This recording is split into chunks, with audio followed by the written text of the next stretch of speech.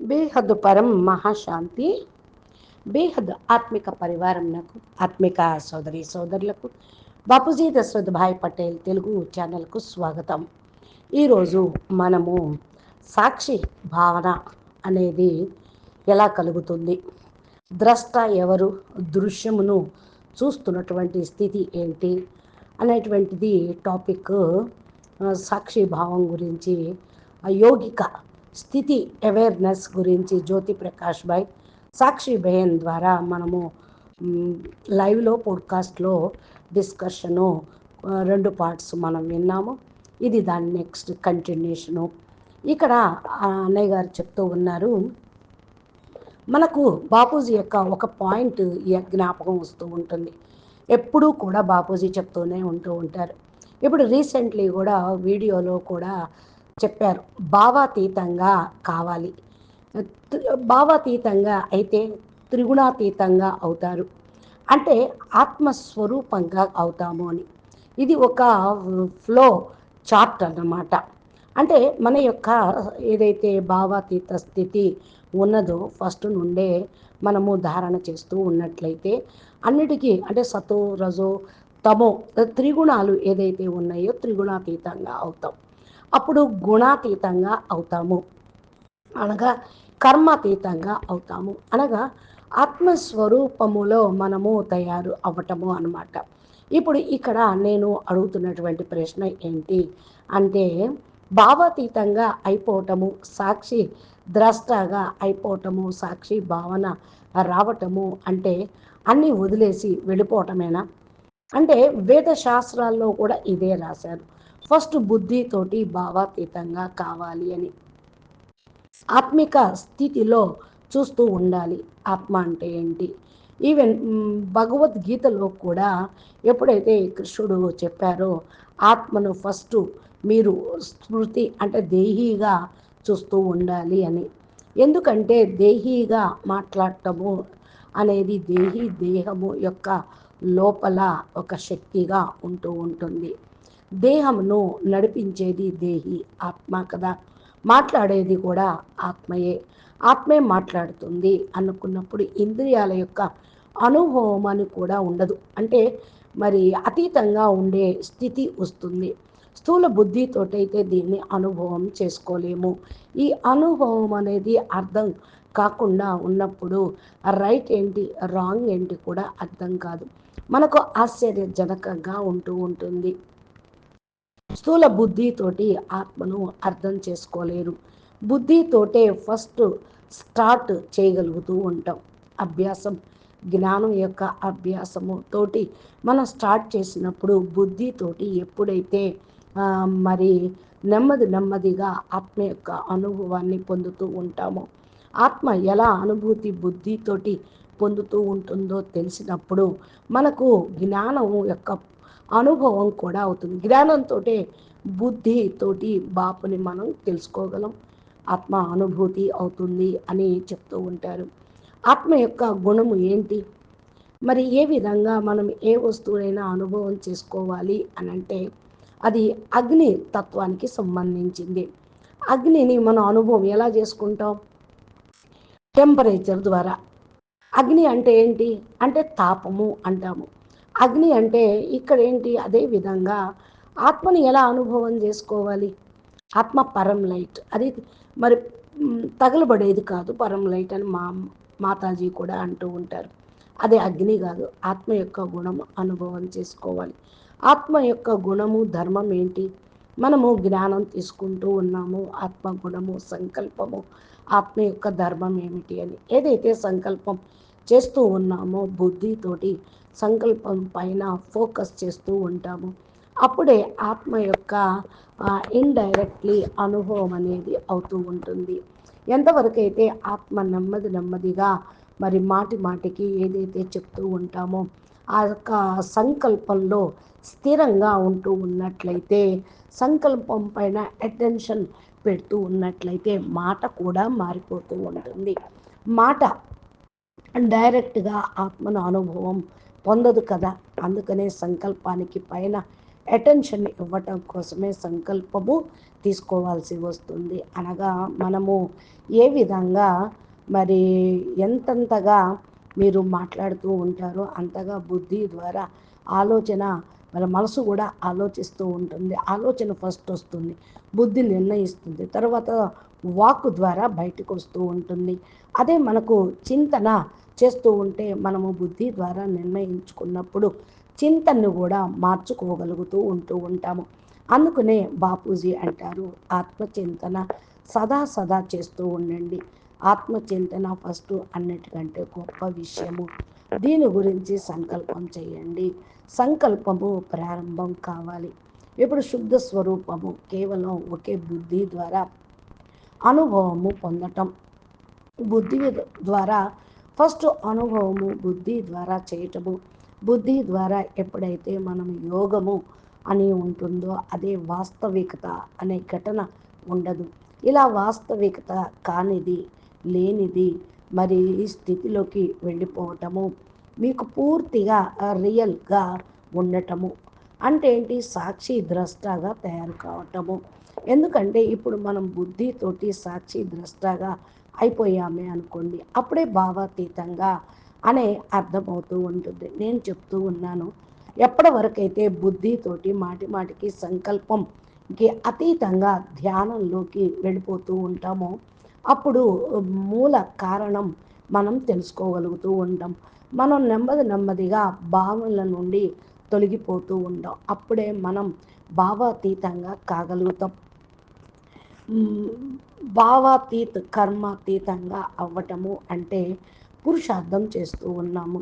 మన భావనలో ఎంతెంతగా వస్తూ ఉంటూ ఉంటామో అంతగా గుణాలు ఆధీనం అనేవి కానే కావు. మూడు గుణాలు తోటి మరి అతీతంగా కావాలి. సాత్వికంగా ఉండవచ్చు, ఇక్కడ రాజసికంగా ఉండవచ్చు, తామసికంగా ఉండవచ్చు. ఇవన్నీ కూడా కర్మ బంధనాల్ని తయారు చేస్తూ ఉంటాయి. ఏ విధంగా గుణాల లోపలికి మనము వచ్చాము అంటే కారణ శరీరము మరి ఎలా ఉంటుంది, కలర్గా ఉంటుంది.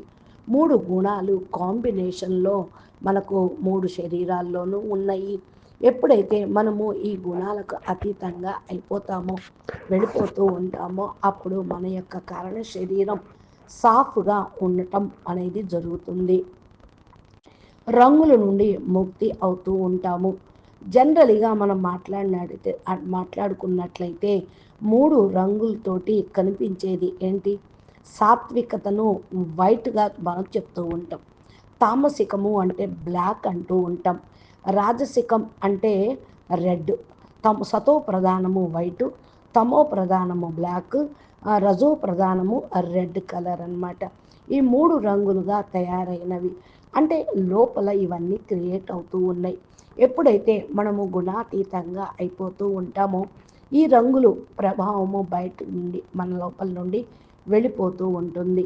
నెమ్మది నెమ్మదిగా పీలాగా వైట్గా అయిపోతుంది. అంటే ఏంటి, ఇంకా పవర్ఫుల్గా అవుతుంది, బ్రైట్నెస్ ఉంటుంది. మనం భావాతీతంగా అయితే జ్ఞానం నుండి, జ్ఞానం యొక్క యాక్యురేసీ తోటి ఉంటుంది. రంగులు వెలువట్టము అంటే బేరంగుగా అయిపోవటము.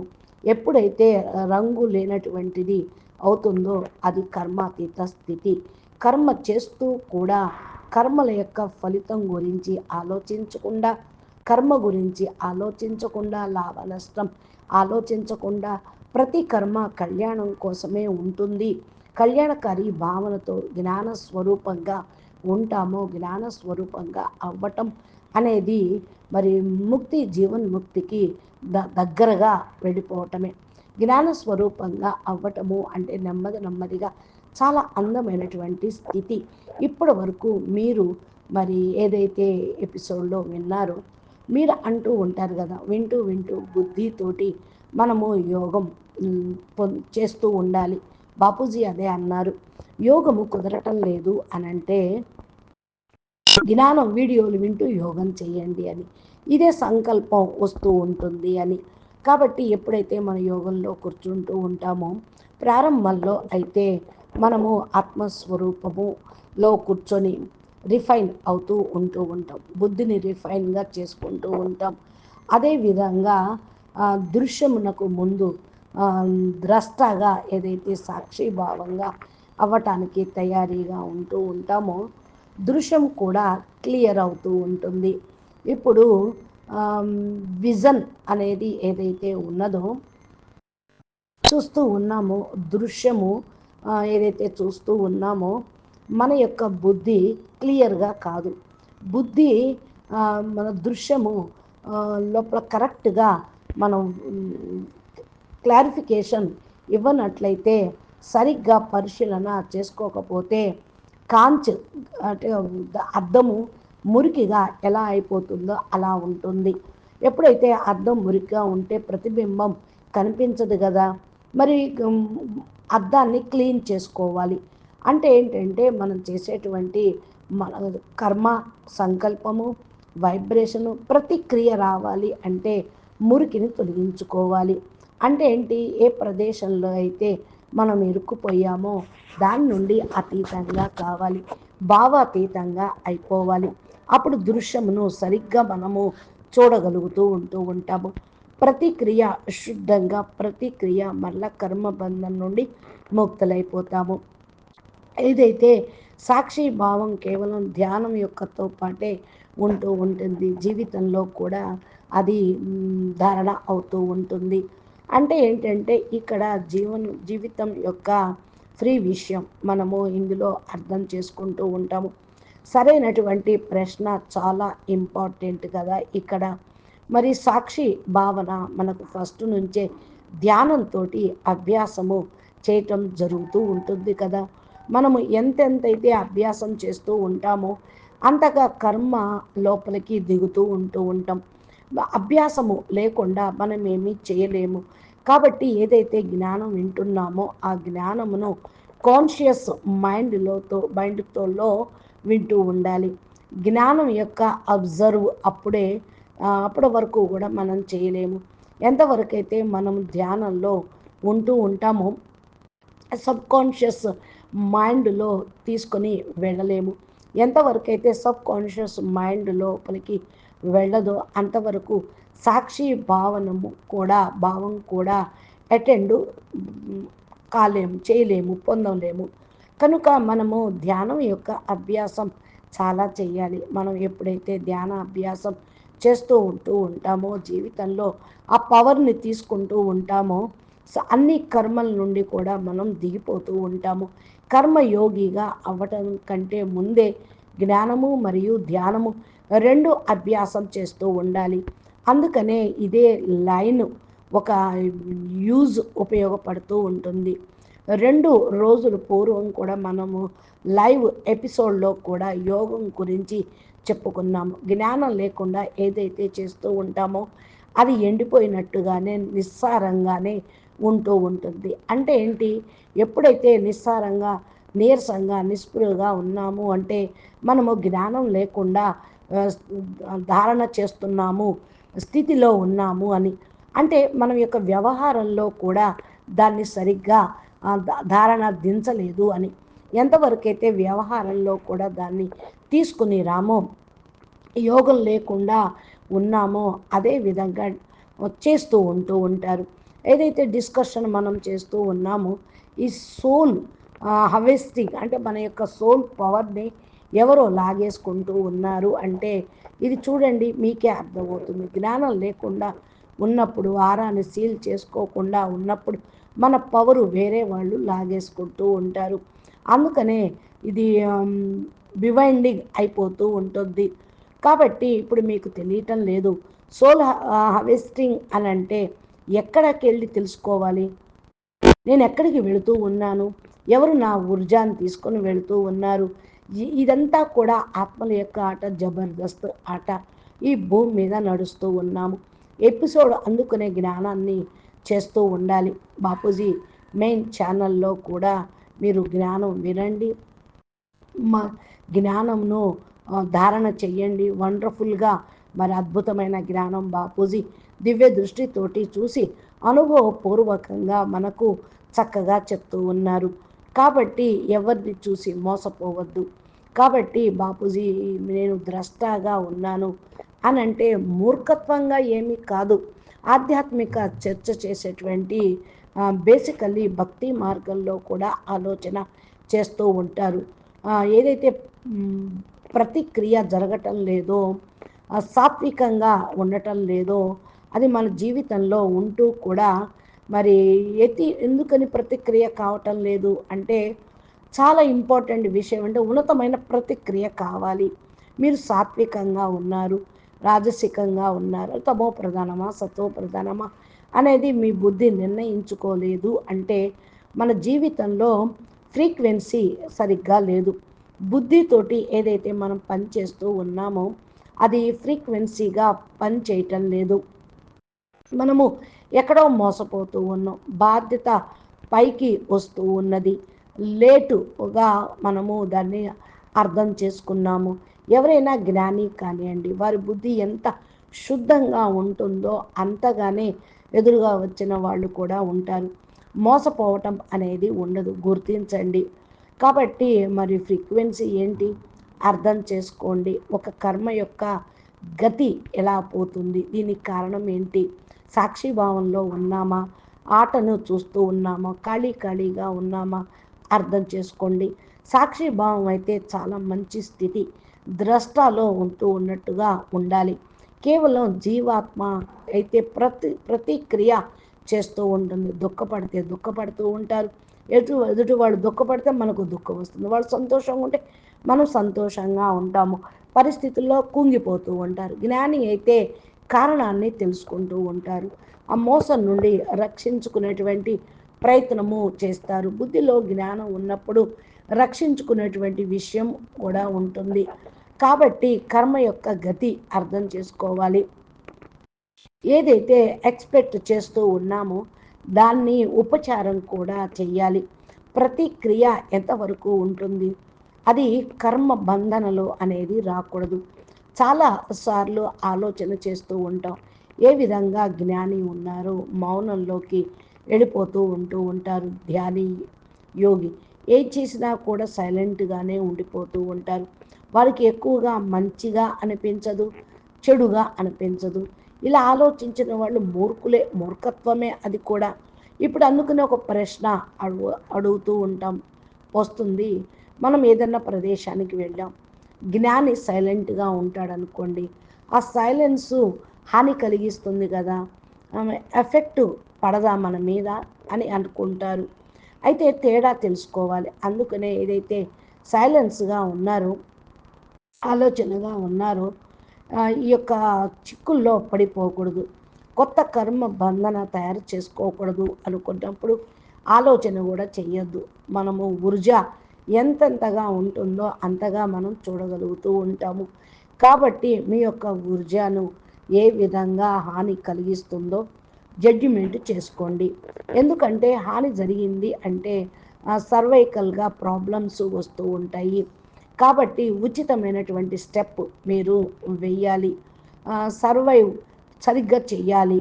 అదే హాని తోటి నాకు ఏమీ బాధ లేదు, తేడా కనిపించటం లేదు అనుకుంటే ఇన్వాల్వ్ నేను దాంట్లో అయిపోతూ ఉంటాము. అక్కడే తెలిసి తెలియక ఇన్వాల్వ్ అయిపోయాము అంటే ఊర్జా కథం అయిపోతుంది అనుకోవాలి. దాంతో మరి మంచి అవసరం అనేది లేదు, వదిలేయండి. అంటే ఏదైనా ఏ పరిస్థితి వచ్చినా ఆలోచన చేసినా కూడా ఎంతగా మీరు ఉన్నతమైన స్థితిలో ఉంటూ ఉంటారు. బుద్ధిని పరిశీలించడం జరుగుతూ ఉంటుంది. కర్మ బంధన అనేది లేదు. ఉచితమైన స్టెప్ చేసుకోవాలి, అర్థము చేసుకోవాలి. లేకపోతే డిసిషన్ సరిగ్గా తీసుకోలేరు. కాబట్టి సత్యమైనటువంటి ప్రేమ ఎక్కడైతే ఉంటుందో, సాక్షిభావం ఎక్కడైతే ఉంటుందో, అది దాని యొక్క పరిభాష మరి పూర్తిగా జీవితం యొక్క సృష్టిలో కూడా మరి అర్థమవుతుంది.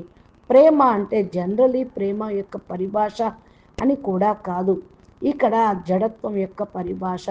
ఎందుకంటే స్థూల ప్రేమలో బంధన అనేది కాదు. ఈవెన్ ఆకారి రూపంలో కూడా ఏ ఆత్మలైతే ఉన్నారో, ఏ భావంలో ఉన్నారో, మోహంలో ఉన్నారో అర్థమవుతుంది. మోహంలో ఉండటము అంటే అంతవరకు ఆగిపోవటమే, భ్రమించటమే జరుగుతూ ఉంటుంది.